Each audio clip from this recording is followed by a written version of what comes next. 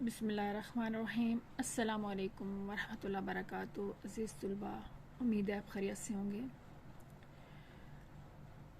آج جماعت میں ہم نئے نصاب فیڈرل بورڈ کے لحاظ سے آج ہم آخری نظم کر رہے ہیں جس کا نام ہے دعا، اور شاعر ہیں علامہ محمد اقبال۔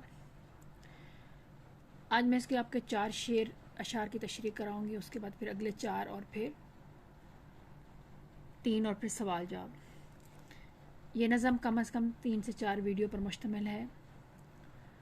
اگر آپ کو ڈھونڈنے میں تھوڑی سی دقت پیش آتی ہے تو مائی مکس پلیٹ کے چینل پر جائیں اور پلے لسٹ میں آپ کو نظموں کی فہرست نظر آئے گی، لسٹ نظر آئے گی، اس میں تمام نظموں کی تشریح سوال جواب موجود ہے، وہاں سے آسانی سے اس کو دیکھ سکتے ہیں۔ ویڈیوز میں آپ کو دیکھنا مشکل ہو جائے گا، آپ کو پلے لسٹ پہ جانا پڑے گا۔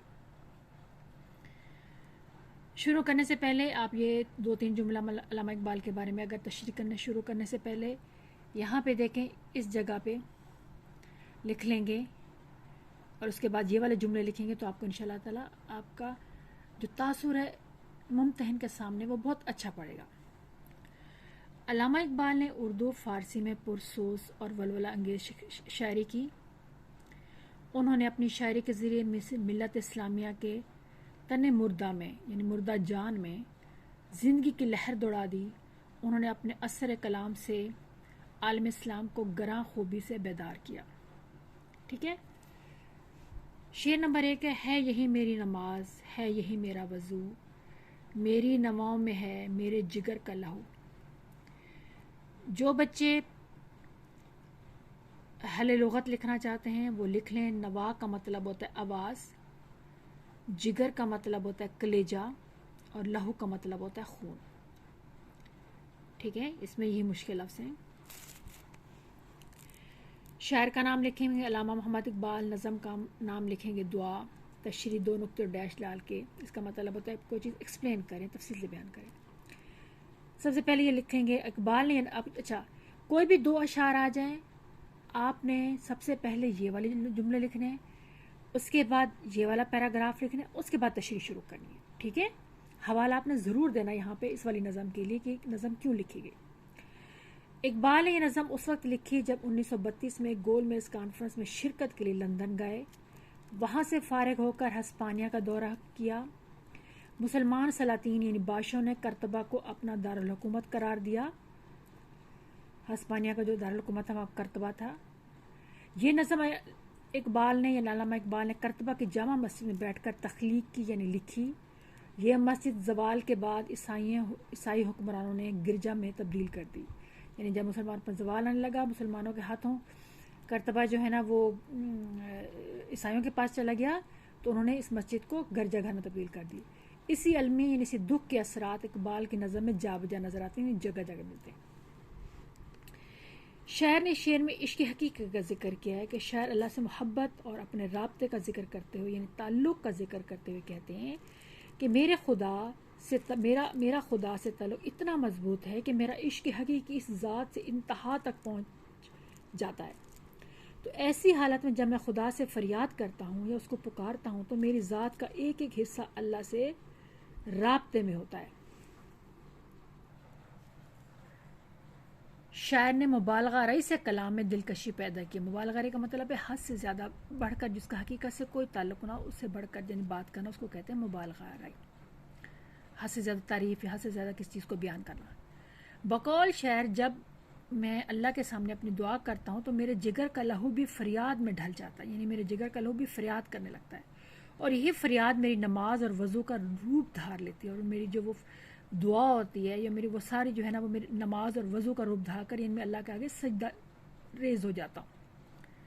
یعنی شاعر کا مکمل وجود رب سے تعلق پختہ کرنے میں مگن ہے۔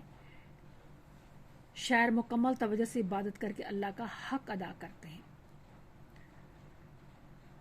یعنی جب اس کا مطلب ہے کہ جب اللہ کے سامنے میں دعا کرتا ہوں تو میرے دل و جان سے میں جو ہے نا میرا سارا کچھ جو ہے نا جگر اور لہو سب جو ہے نا اس میں شامل ہو جاتے ہیں، اور پھر وہ جب اتنی اندر سے جذبہ اٹھتا ہے تو میں وضو کر کے نماز پڑھنا شروع کر دیتا ہوں، اور اس طرح میرا پورا وجود جو ہے نا وہ اللہ تعالیٰ سے پختہ تعلق پیدا کرنے میں کامیاب ہو جاتا ہے۔ اس شعر میں شاعر کہتے ہیں کہ اگر کوئی شریعت کی روح سے دیکھا جائے تو سب سے بڑی عبادت نماز ہے، لیکن دعا کی شرط یہ ہے کہ اس میں خلوص کا رنگ ہو، اس طرح اس میں دعا کرنے والے کا خون جگر یعنی عشق کا رنگ نظر آتا ہے۔ جبیں سجدہ کرتے ہی کرتے گئی، حق کے بندگی ہم ادا کر چلے۔ شعر نمبر 2 ہے صحبت اہل صفا، نور و حضور و سرور، سر خوش و پرسوز ہے لالا لب آب خو۔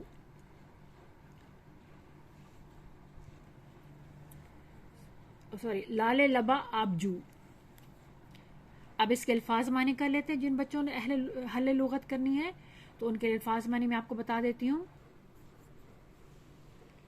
اہل صفا نیک لوگ، صحبت ساتھ تعلق،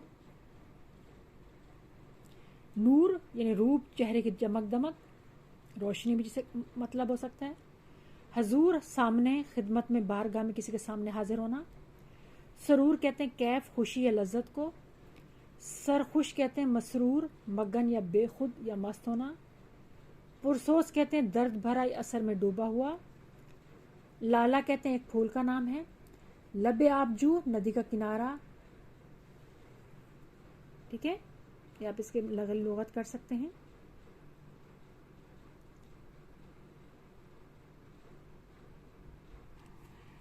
اب اس شعر کی تشریح پر آتے ہیں۔ نظم کا نام لکھیں گے علامہ ایک منٹ، سوری مجھ سے غلط ہو گیا، میں اس کو صحیح کر لوں، یہ غلطی ہو گئی تھی، میں نے ٹھیک کر لی۔ یہ شاعر کا نام ہے علامہ محمد اقبال، نظم کا نام ہے دعا، تشریح یہ چیزیں۔ اب اس سے آپ کے نظم میں سے 2 اشعار آتے ہیں، جو پہلے اشعار کے ساتھ اوپر والے جو 2 پیراگراف لکھیں گے اس کے بعد اس میں نہیں لکھیں گے، تو اس میں آپ لکھیں گے۔ اس شعر میں اقبال کہتے ہیں کہ سچی اور پاکیزہ محبت انسانی دل کو تقویت یعنی طاقت اور تازگی بخشتی ہے۔ محبوب کی حضوری کے ساتھ یعنی محبوب کے سامنے حاضر ہونے کے ساتھ یا اس کا سامنا کرتے ہی کیف و سرور یعنی خوشی کی صورت ملتی ہے، یا جو خوشی ہوتی ہے۔ اسی عالم دیوانگی میں یعنی اس دیوانگی کے عالم میں عاشق کو ہر طرف سے محبوب ہی کی صورت نظر آتی ہے، یعنی شکل ہی دکھائی دینے لگتی ہے اور وہ دنیا کی ہر چیز سے غافل ہو جاتا ہے۔ اس شعر کو اگر عشق حقیقی میں دیکھا جائے تو شاعر کہتے ہیں جو لوگ اللہ کی معرفت پا لیتے ہیں، یعنی اللہ کے نزدیک ہو جاتے ہیں، اللہ کی پہچان کر لیتے ہیں، ان پر خوشی کی ایسی حالت طاری ہو جاتی ہے کہ وہ دنیا کی لذتوں سے دور ہو جاتی ہیں، یعنی انہیں دنیا کا کوئی مزہ ہی نہیں آتا، اپنا سارا وقت اللہ کی یاد میں بسر کرتے ہیں۔ ان کے جسم کو اللہ کی یاد سے بالکل اسی طرح تازگی ملتی ہے جس طرح نہر کے کنارے لالے کا پھول لہراتا رہتا ہو اور ندی کی لہریں اسے ہمیشہ تازگی، فرحت اور سوز بخشتی رہتی ہوں، یہاں پہ آئے گا بخشتی رہتی ہوں، یعنی اثر میں ڈبوئے رکھتی ہوں۔ اس میں آپ شعر ایڈ کر سکتے ہیں۔ سرو یا گل آنکھ میں جچتے نہیں، دل پہ ہے نقش اس کی رانائی بہت۔ شعر نمبر 3 ہے راہ محبت میں ہے کون کسی کا رفیق، ساتھ میرے رہ گئی ایک میری آرزو۔ راہ محبت لکھ لیں آپ، محبت کی راستہ، اور رفیق کا مطلب ہے دوست یا ساتھی، آرزو کا مطلب خواہش۔ نظم کا نام دعا، شاعر کا نام علامہ محمد اقبال، تشریح۔ شاعر نے راہ محبت میں یعنی محبت کے راستے میں آنے والی مشکلات اور مصائب کا ذکر کیا ہے۔ شاعر کہتے ہیں کہ محبت کی راہ میں چلنا کوئی آسان کام نہیں، یہ عشق و عاشقی کی راہیں نہایت دشوار ہیں اور ان پر بڑے صبر اور حوصلے کے ساتھ چلنا پڑتا ہے۔ شعر آپ لکھ سکتے ہیں عاشقی صبر طلب اور تمنا بیتاب، دل کا کیا رنگ کروں خون جگر ہونے تک۔ شاعر کہتے ہیں ان بے چینی اور بے قراری کی کیفیت میں یعنی محبت کی بے چینی اور بے قراری کی کیفیت میں کوئی کسی کا ساتھ دینے کے لیے تیار ہی نہیں۔ یہ میں نے سٹار بنایا، اس کے بعد اس کا یہ جملہ لکھ سکتے ہیں حتیٰ کہ محبت کرنے والے رشتہ دار بھی ساتھ چھوڑ دیتے ہیں۔ اس کے برعکس لوگ ایسے عاشقوں کی زندگیاں مزید مشکل بنا دیتے ہیں۔ محض عشق کا جذبہ ہی آرزو میں ڈھل کر انسان کو اس کی منزل تک پہنچانے کا اہل ہوتا ہے۔ آخری مصرے میں شاعر اداسی کا ذکر کرتے ہوئے کہتے ہیں کہ تاریکی میں یہ سایہ بھی انسان کا ساتھ چھوڑ دیتا ہے۔ جب ان کٹھن یعنی مشکل حالات میں میرا ساتھ کسی نے نہ دیا تو میری خواہشات میرے دل کے اندر ہی دبی دبی رہ گئی. میں اپنے جذبات اور احساسات کسی کو نہ بتا سکا. اس طرح میرے دل میں آرزوؤں کا انبار لگ گیا، یعنی ڈھیر لگ گیا. شعر ایڈ کر لیں. ان حسرتوں سے کہہ دو کہیں اور جا بسیں، اتنی جگہ کہاں ہے دل داغدار میں. شعر نمبر 4. میرا نشیمن نہیں در گہ میر و وزیر، میرا نشیمن بھی تو شاخ نشیمن بھی تو. اس کے پہلے الفاظ معنی دیکھ لیتے ہیں، پھر اس کے بعد میں اس کو تشریح کراتی ہوں آپ کو. اچھا جی، نشیمن کہتے ہیں گھونسلہ یا گھر یا جگہ، اور درگاہ میر یعنی بادشاہوں کا دربار. وزیر، وزیر کہیں گے یہ بادشاہ کے ساتھ کام کرنے والے. نظم کا نام دعا، شاعر کا نام علامہ محمد اقبال. تشریح. یہ شعر شاعر کی روحانی کیفیت کے بارے میں بتانے کے لیے عمدہ ثبوت پیش کرتا ہے. علامہ اقبال کی شاعری میں عشق حقیقی کا ذکر جا بجا نظر ہے. شاعر کہتے ہیں اے رب کائنات، مجھے امیری یا غریبی سے کوئی سروکار نہیں. میری منزل اور راہ منزل تیری ذات ہے. میرے دل میں امیروں اور وزیروں کے لیے کوئی گنجائش نہیں ہے. شاعر کے نزدیک جو لوگ خدا کی معرفت پا لیتے ہیں وہ دنیا کی لذتوں سے بے نیاز ہو جاتے ہیں. ان کو پرواہ نہیں ہوتی. خدا سے ملنے کی آرزو انہیں ہر وقت بے قرار رکھتی ہے. ان کے لیے دنیا کے مال اور دولت کوئی معنی نہیں رکھتے. وہ دنیا کی ہر شے پر خدا کی ذات کو ترجیح دیتے ہیں. دنیاوی شان و شوکت والوں کے لیے ان کے دل میں ذرا برابر جگہ نہیں ہوتی.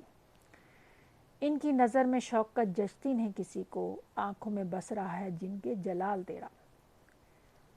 امید ہے آپ کو اس کی تشریح سمجھ آ گئی ہوگی. اس کا حصہ اول ہے، پہلا حصہ ہے، یا حصہ 1 کہہ دیں، یہ ہے. اس کے بعد اس کا 2 اور تیسرا حصہ بھی بہت جلد جو ہے نا وہ میں اپلوڈ کر دوں گی. پلیز اس کو آپ نے پلے لسٹ میں اگر نام مل رہا ہو تو پلے لسٹ میں جا کے دیکھنا، وہ آپ کو ساری نظموں کی تشریحات آپ کو مل جائیں گی. جانے سے پہلے اگر آپ نے اس چینل کو سبسکرائب نہیں کیا تو پلیز اس کو لازمی سبسکرائب کر لیں اور بیل کے بٹن کو لازمی پریس کریں تاکہ آنے والی ویڈیوز آپ کو ملتی جائیں. السلام علیکم ورحمۃ اللہ وبرکاتہ.